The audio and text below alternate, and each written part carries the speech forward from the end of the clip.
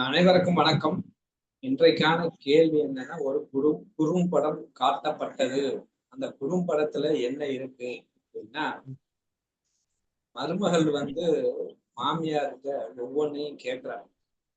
அம்மா என்ன சமைக்கலாம், இது எவ்வளவு வெங்காயம் போடலாம், எவ்வளவு தக்காளி போடலாம், எவ்வளவு இஞ்சி போடலாம், எவ்வளவு பூண்டு போடலாம் அப்படின்னு ஒவ்வொன்றா கேட்டு கேட்டு சமைச்சுட்டு மாதிரி காய்ச்சி காட்டப்பட்டு கடைசியில் நான் கறிக்குழம்பு சமைத்தது என் இஷ்டத்துக்கு தான் நான் சமைத்து முடித்து விட்டேன். நான் தான் சமைத்தேன் என்று நினைத்தால் அதை பல குறைகளை கண்டு கஷ்டப்பட்டுக் கொண்டிருப்பார். இப்போது அவரிடம் கேட்டு கேட்டு நான் பண்ணியதாக அவர்கள் நினைத்துக் கொண்டதின் விளைவு எப்படி இருக்க பாருங்க. அப்ப பரிமாறும் போது ரொம்ப டேஸ்ட்ங்கிறான் புருஷன்.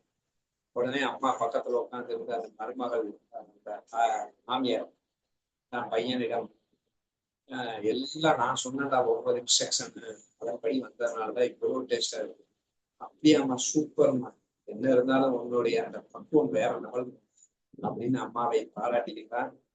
அப்போது அந்த மருமகள் என்ன பண்றது, பிரச்சனை வராமல் இருப்பதற்கு நான் எல்லாம் நான் பண்ணினேன், பேர் அவங்களுக்கு போகுது, பரவாயில்லை அப்படின்னு போற மாதிரி ஒரு காட்சி. இந்த காட்சியில இருந்து நம்ம என்ன புரிந்து கொள்கிறோம் அப்படின்னா, நம்ம நினைச்சுக்கிறோம் அறிவு என்பது நான் நினைத்தபடி என் இஷ்டத்துக்கு இருப்பது இல்ல. நல்லா நான் வச்சுக்கணும், அறிவு என்பது என் சுதந்திரமும் பறிபோகாமல், அடுத்தவனின் சுதந்திரமும் பறிபோகாமல், அவனையும் திருப்திப்படுத்தி என்னையும் திருப்திப்படுத்துற மாதிரி இருப்பதுதான் அறிவு. அதுதான் ஆல்டர்னேட்டிவ் திங்கிங். இது கண்ணை பண்றான், கண்ணை தர்மர்கிட்ட கேட்கிறான், நீ போய் சொல்ல வேண்டும் என்று. நான் போய் சொல்ல மாட்டேன். உடனே ஒரு மாற்று வழியை தயாரிக்கும். மாற்று வழியை எப்படி பண்ணிக்கிறான்னா, இவனை பொறுத்த வரைக்கும், கண்ணனை பொறுத்த வரைக்கும் பொய்ய சொல்லணும், அவனை பொறுத்த வரைக்கும் அவன் பொய்ய சொல்லக்கூடாது. சோ அதனால ஒரு யானைக்கு பேர் வைத்து, அஸ்வத்தாமனுக்கு பேர் வைத்து கொல்லப்பட்டு என்று யானை என்று நீ சொல்லிவிடுது அப்படின்னு சொல்றோம். அப்ப இதுல இருந்து என்ன தெரியுது, கண்ணன் தெளிவா தன் சுதந்திரத்தையும் விட்டு கொடுக்கல, அவனையும் திருப்தி செஞ்சுட்டான். அவன் போய் சொல்ல மாட்டேன்னா நீ போய் சொல்ல வேண்டாம். இப்படிதான் கண்ணன் லைஃப்ல எல்லா இடத்துலயும் வரும். அவன் ஒரு இடத்துல அதே மாதிரி சுபத்திரிய திருமணம் செய்து கொடுக்கிற விஷயத்திலும் சரி. அப்போ அவனுக்கு பொதுவா நான் ஒரு ஆல்டர்னேட்டிவ் டிசிஷன் எடுக்கிறேன் அப்படின்னா, நான் ஏன் பிடிச்ச மாதிரிதான் நான் இருப்பேன் அப்படின்னு சண்டை போடுறோம். அப்ப நான் எனக்கு பிடிச்ச மாதிரியா இருந்தா இன்னொருத்தனுக்கு கஷ்டமா இருக்கேன். அப்ப எனக்கு பிடிச்ச மாதிரி இருக்கணும், அதே சமயம் அவனையும் சாட்டிஸ்ஃபை பண்ணணும் அப்படிங்கிறதான் உண்மை. அதேதான் இங்க அனுமனுக்கும் ராமனுக்கும் சண்டை போடும்போது ராம பக்தனை அனுமன் பின்னாடி வைத்துக் கொள்வான். ராமன் விடுவிக்க சொல்வான், விடுவிக்க மாட்டேன் என்று கூறிடுவான். உடனே ராமன் என்னை எதிர்த்து போரிடுற ஆயுதத்தை எடுப்பான். என் குருநாதனான ராமனை எதிர்த்து நான் ஆயுதம் எடுக்கலாம், நான் ஆயுதம் எடுக்க மாட்டேன்மா. உடனே ராமன் சரி பரவாயில்லை, நிராயுதம் உன்னை கொல்ல மாட்டேன் என்கிற என் சபதத்தையும் விட்டுவிட்டு உன்னை நான் கொல்ல போகிறேன் அப்படின்னு அப்பை போடுவான். இங்கே அனுமன் ராமனை எதிர்க்கவில்லை. ராமா ராமா ராமா என்று சொல்றான். ராம நாமம் சென்றது, ராம பானம் வைத்தது. இப்ப அனுமனுடைய ஸ்டேட் என்னன்னா, அவன் எதிர்க்கவில்லை, அதே சமயம் தன் சுதந்திரத்தை விட்டுக் கொடுக்கவில்லை. இப்ப ரெண்டையும் திருப்தி பண்றான். இததான் சிவன் கழுத்துல விஷத்தை வைக்கிறான். விஷத்தை மினுங்குனா நான் செத்து போயிருவேன், துப்புனா நீ செத்து போயிருவேன். புரியுதா? அப்போ அட்மாஸ்பியர் என்ன ஆகும், நான் விஷத்தை துப்பிட்டோம்னா இப்ப நான் சேஃபா இருக்கணும் அப்படின்ட்டு அடுத்தவனை துன்புறுத்துறதுங்கிறது விஷத்தை துப்புறது. நான் சேஃப் ஆயிடுவேன், அடுத்தவன் சேர்த்துக்கிறேன். சரி நான் அடுத்தவனை துன்புறுத்த மாட்டேன்னு சில பேர் இருப்பான், அடுத்தவனை துன்புறுத்த மாட்டேன்னு தான் விஷத்தை உண்டு அடிமையாகி தன் சுதந்திரத்தை இழந்து அவன் கஷ்டப்பட்டு விஷத்தை உள்ள போயிடுச்சுன்னா விஷம் அவன் செத்து போயிடும். அதனாலதான் ஆளக்கூட விஷயத்தை சிவன் எங்கே வைத்தான், கழுத்திலே வைத்தான். அது உள்ளேயும் போகல வெளியும் வரல. அப்ப அதோட இன்னர் மீனிங் என்னன்னா, நான் என் சுதந்திரத்தில் இருக்க வேண்டும், அதே சமயம் அடுத்தவர்களும் அந்த சுதந்திரமாக சந்தோஷமாக இருக்கும். ஸோ அதுதான் நம்ம எல்லா விஷயத்திலையும் பார்க்கணும். இதே நம்ம நிறைய எக்ஸாம்பிள் பார்த்திருக்கோம். ஆல்டர்னேட்டிவ் திங்கிங் நம்ம அது பார்ப்பதே இல்லை. அப்படின்னு புரியுது. ஆனால் இங்கே அந்த மருமகள் தெளிவாக இருக்கிறார். மாமியாரும் சந்தோஷமா இருக்கணும், புருஷனும் சந்தோஷமா இருக்கணும், நானும் ருசியா சாப்பிடணும். அப்ப இங்க எல்லோருமே சாட்டிஸ்ஃபை பண்ணப்பட்டது. சோ இதுதான் இங்க அன்பு, இதுதான் அங்க அறிவு. சோ இதுதான் அவளிடம் நாம் கற்றுக்கொள்ள வேண்டியது அப்படிங்கிறது முதல் லெசன். இப்ப இந்த அறிவு வேணும்னா என்ன பண்றது அப்படின்னா, நாங்க சொன்ன மாதிரி சின்ன மீனை போட்டாதான் பெரிய மீன் கிடைக்கும். நான் மகாராணி, நான் என் இஷ்டத்துக்கு நான் இருப்பேன், இவர்களுக்கெல்லாம் நான் பயப்பட மாட்டேன், நான் என்னை கட்டுப்படுத்துவது யார் அப்படின்னு திமிரி கொண்டு இருப்பது அல்ல. அப்ப நான் என்ன பண்ணேன், நான் எனக்கு பிரச்சனை இல்லாம இருக்கணும், அதே சமயம் நான் நிம்மதியா நான் நினைச்சதை நான் சாப்பிடணும், பிரச்சனையே இல்லாம அப்படின்னா நான் சில அட்ஜஸ்ட்மெண்ட்களை செய்தாக வேண்டும். நம்மளாம் அந்த அட்ஜஸ்ட்மெண்ட்டுக்கு தயாரா இல்லை.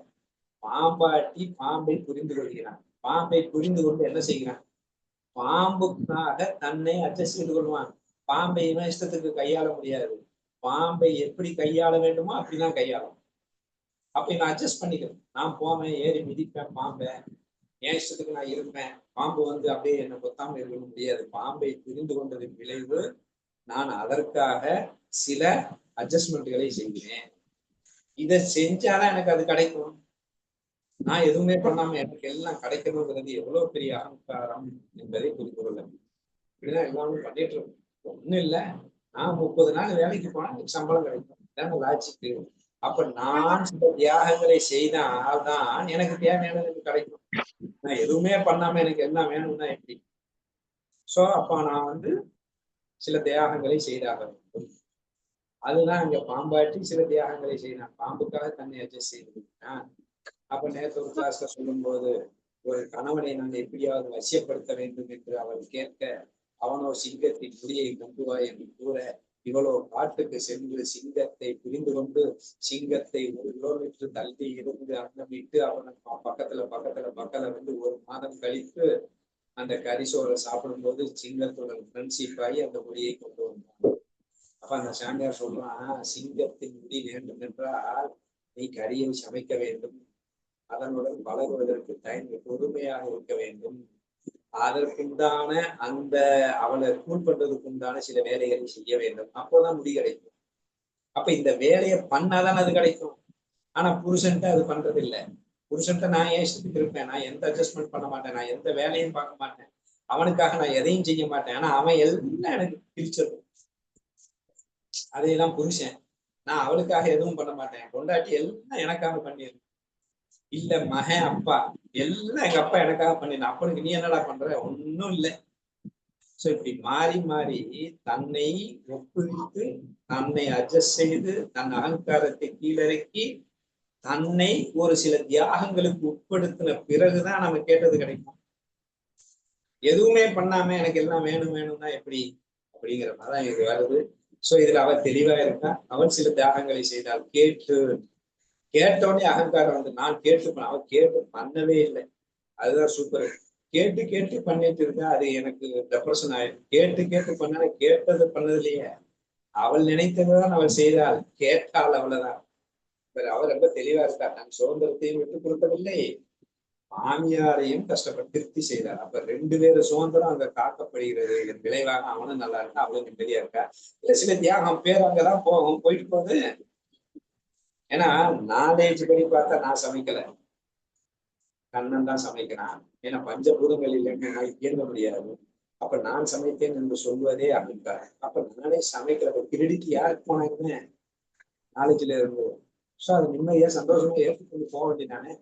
அப்ப எனக்கு அந்த கிரெடிட் வர வேண்டும் நினைச்சிட்டாலும் எல்லாம் காலி ஆயிருமே. அதனாலதான் பிரச்சனையே நமக்கு.